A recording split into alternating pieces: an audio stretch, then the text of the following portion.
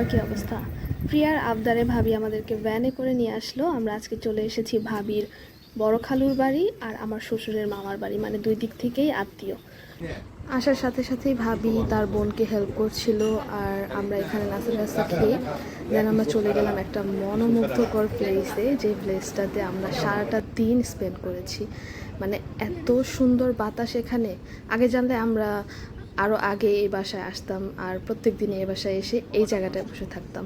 এটা হচ্ছে বাসার ভেতর থেকে বিলে যাওয়ার একটা রাস্তা। এই রাস্তাটাকে সুন্দর করে গাছ দিয়ে বাগানের মতো করা, তারপর নানান রকমের ফলের গাছ, আর বিল থেকে ডাইরেক্ট এত সুন্দর বাতাস আসছিল যে মানে এই দিকটা হচ্ছে দক্ষিণ দিক। সো দক্ষিণ দিকের বাতাস কীরকম হয় দেখতেই পাচ্ছেন, যে বাতাসের একটা সাউন্ডও শোনা যাচ্ছে, যে প্রচুর পরিমাণের বাতাস।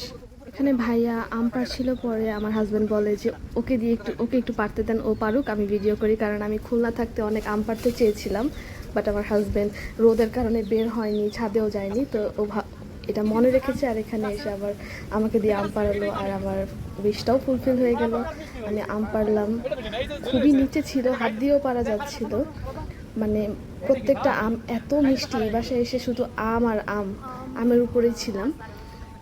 আমরা তো সেই দুপুর থেকে শুরু করে মানে জাস্ট খেতে ঘরে গিয়েছি, আর অল টাইম জাস্ট এখানেই বসেছিলাম। এত বাতাস আসছিল, মানে এই কয়টা দিন গোপালগঞ্জে এসে আমি একটুও বাতাস পাইনি, বাট এই বাসায় এসে এই প্লেসটাতে এত বেশি বাতাস ছিল যে আমরা খুবই খুশি হয়েছি।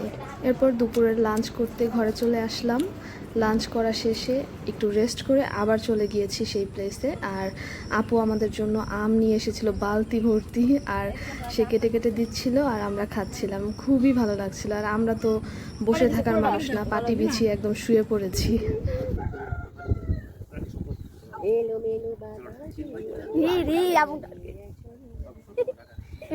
এত সুন্দর বাতাস দেখে আম্মু একটু গান ধরেছিল, আর ভাবির চিল্লানিতে আম্মু চুপ হয়ে গিয়েছে। অ্যান্ড দেন এখানে থেকে আবার আমরা চলে যাচ্ছি ছাদে। ছাদে যেয়ে আমরা কাঁচা আম পারবো। এই লেবু গাছটা এত লেবু ধরেছে দেখে আমার শাশুড়ি মা আবার 2টা লেবু ছিঁড়ে নিল। সে আবার বীজ কালেক্ট করে তারপর গাছ লাগায়।